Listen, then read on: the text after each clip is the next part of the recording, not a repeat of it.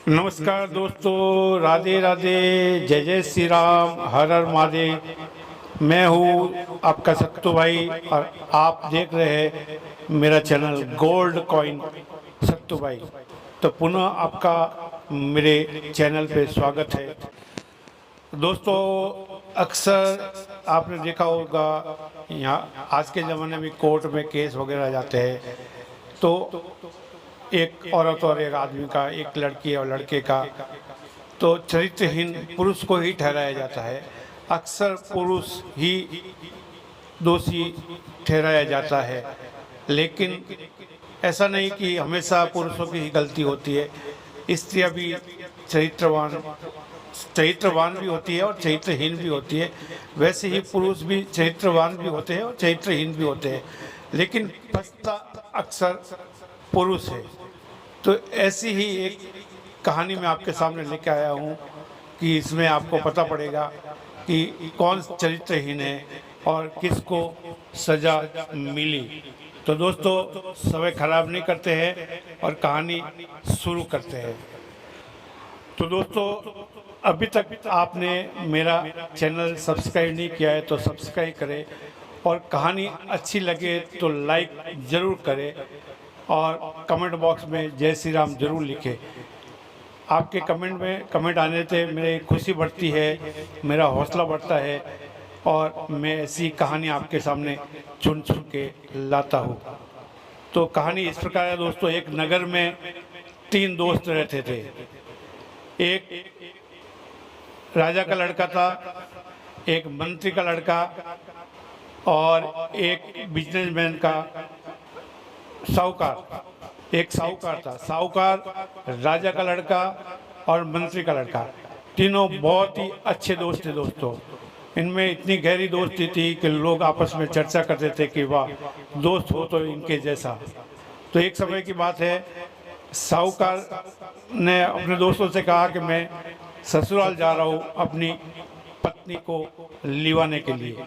पत्नी को लेने के लिए मैं साहूकार का लड़का बोला मैं ससुराल जा रहा हूँ। तो उनके दोनों दोस्तों ने इच्छा जाहिर की कि क्यों नहीं, हम लोग भी आपके ससुराल में घूम के आएंगे, हम भी आपके साथ में चलते हैं। साहूकार मान गया और तीनों दोस्त साहूकार के ससुराल में चले जाते हैं। साहूकार के ससुराल में तीनों का बहुत स्वागत होता है और उनको भोजन पानी दिया जाता है। जब भोजन पानी से निवृत्त होकर मंत्री का लड़का और राजा का लड़का कहीं बाहर घूमने को निकल जाते हैं। जब घूमते घूमते एक चौराहे पे जाते हैं तो वहाँ पे एक उनको वेश्या नज़र आती है जो बहुत ही सुंदर होती है। उसको देख के राजा का लड़का ललचा जाता है। उसने बोला अपने दोस्त को, मंत्री दोस्त को, कि मैं एक रात यहीं ठहरूंगा इस वेश्या के पास। वो मंत्री का लड़का था और वो राजा का लड़का था। तो उसने कहा दोस्त को, जैसी तेरी इच्छा, ऐसा कह के वो आगे निकल गया और राजा का लड़का उस वेश्या के पास चला गया। कुछ आगे जा रहा था तो एक बुढ़िया जोर जोर से रोने लगी। जब मंत्री के लड़के ने हाल पूछा कि भाई क्या तुझे क्या तकलीफ है, तू क्यों रो रही है, तुम्हें कोई परेशान किया क्या, तू भूखी तो नहीं है, तूने खाना खाया कि नहीं खाया। तो बूढ़ी अम्मा से पूछा। बोला मैं खाना भी खाया, दुखी भी नहीं हूँ और मुझे किसी ने लूटा भी नहीं है। मैं तो परेशान हूँ तुम्हारे दोस्त के लिए जो अभी अभी वेश्या के पास गया है, वो जिंदा वापस नहीं आएगा। इस पर मंत्री का लड़का टेंशन में आ गया। उसने पूछा, माताजी आप ऐसा क्यों बोल रही हो। तो उस बुढ़िया ने कहा कि जो भी उस वेश्या के पास जाता है वो आधी रात को सांप से उसको कटवा लेती है, डसवा लेती है और उसकी मौत हो जाती है और उसका सारे गहने वगैरह वो लूट लेती है। इस पर मंत्री के लड़के को तकलीफ हुई, टेंशन हुआ। तो उसने अपने दोस्त को बचाने के लिए चुपके से उस वेश्या के घर में एंट्री मार ली और कहीं चुपके से बैठ गया। जब उसने पूरा देखा कि आधी रात को वो वेश्या उठती है उस राजकुंवर के पास से और एक दूसरे में कमरे में जाके सांप का पिटारा लेके आती है उस राजकुंवर को कटवाने के लिए। बस क्या था, मंत्री के लड़के ने झपटा मार दिया और उस झपटा मार के उस वेश्या को ख़त्म कर दिया और वहीं मार दिया। उसको मारने के बाद उसने मंत्री के लड़के ने सांप के भी 4 टुकड़े करके उसको बिस्तर के नीचे, जहाँ वो राजकुमार सोया था, उसके नीचे छुपा दिया और वहाँ से निकल गया। वहाँ से निकल के वो कहीं जा रहा, तो रात को 2 बजे के आसपास की टाइम थी, आधी रात ही 2-3 बज रहे थे। तो क्या देखता है, एक सुंदर लड़की कहीं जा रही है।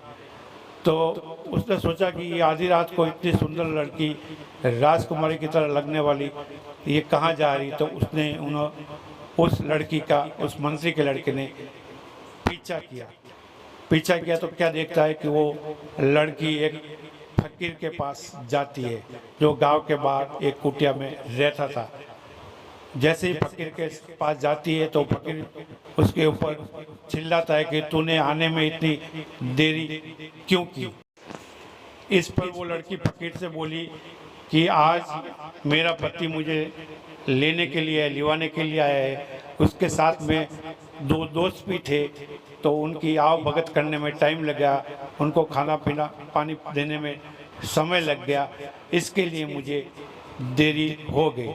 बस क्या था, वो मंत्री के लड़के के तो पाँव के तले से ज़मीन निकल गई।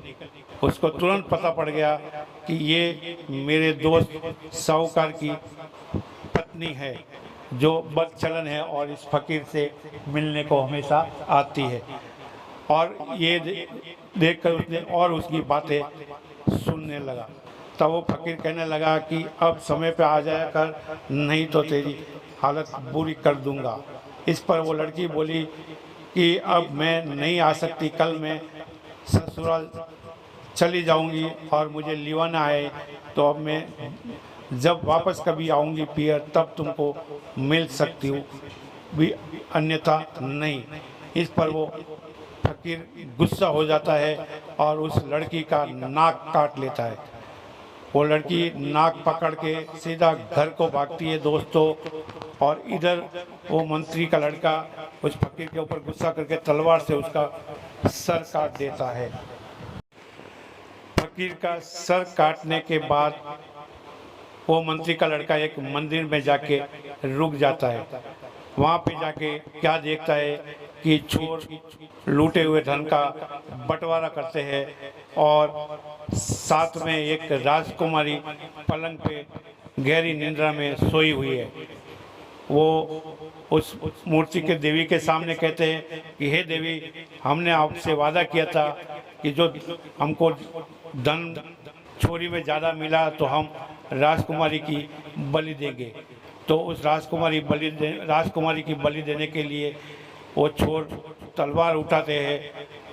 तो जैसे ही तलवार उठाते हैं वो मंत्री का लड़का बीच में पड़ जाता है और उस राजकुमारी को बचा लेता है और चारों चोर को वही ख़त्म कर देता है। उसके बाद उस राजकुमारी को जगाता है दोस्तों और उसको बोलता है कि देखो, आपको ये लोग उठा के लेके आए थे और आपकी बलि देने वाले थे। इस पर राजकुमारी बहुत खुश हो जाती है और बोलती है कि आप मुझे मेरे घर तक छोड़ दो। जब वो मंत्री का लड़का उस राजकुमारी को घर पे छोड़ने के लिए जाता है तो पीछे के दरवाजे से वो उसको अंदर बोला आप यहाँ मुझे छोड़ के जाओ। फिर उसको अंदर बुला लेती है।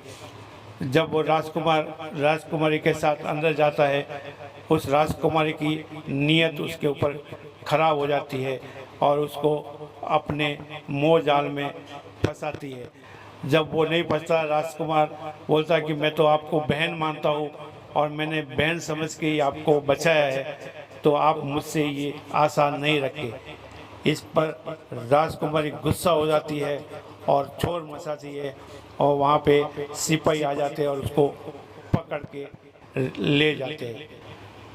और इधर इसको पकड़ के लेके जाते हैं, उधर उस राजा के लड़के के ऊपर भी उस वेश्या की मौत का केस आता है, उसको भी राजा के पास लेके आते हैं दोस्तों। उधर वो जो साहूकार की बीवी थी, उसने भी अपने नाक काटने का आरोप अपने पति पे लगा दिया, तो उनके ससुराल वालों ने पकड़ के उसको भी राजा के सामने लेके गए। जब राजा ने बारी बारी से सबसे पूछताछ की, सबसे पहले उसको साहूकार के लड़के को पूछा कि तुमने इसका नाक क्यों काटा। इस पर उत्तर में वो कुछ नहीं बोला कि अभी वो क्या बोल सकता, उसको कुछ पता ही नहीं था। फिर उसने उस वेश्या के खून में जो आरोपी राजा का लड़का खड़ा था, उसको भी बोलने का मौका दिया कि आपने इस वेश्या का कत्ल क्यों किया। बदले में उसके पास भी कोई जवाब नहीं था।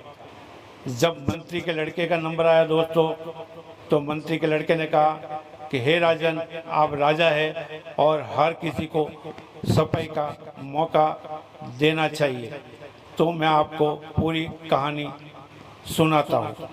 सबसे पहले हम लोग इस साहूकार के घर में तीनों दोस्त गए। फिर राजकुमार ने घूमने की इच्छा जताई। इस पर हम लोग बाहर निकले और ये राजकुमार वेश्या के यहाँ ठहर गया।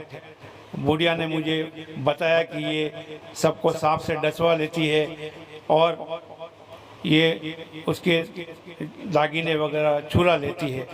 तब मैंने चुपके से इसका पीछा किया और रात को इसको मैंने सांप से डसवाने से बचा लिया और उसको मार लिया। आपको चाहिए तो सांप के 4 टुकड़े बिस्तर के नीचे मिलेंगे। जब राजा ने सिपाहियों को भेजा तो देखा कि वहाँ पे 4 टुकड़े सांप के मिले, तो उसको राजकुंवर को छोड़ देते हैं।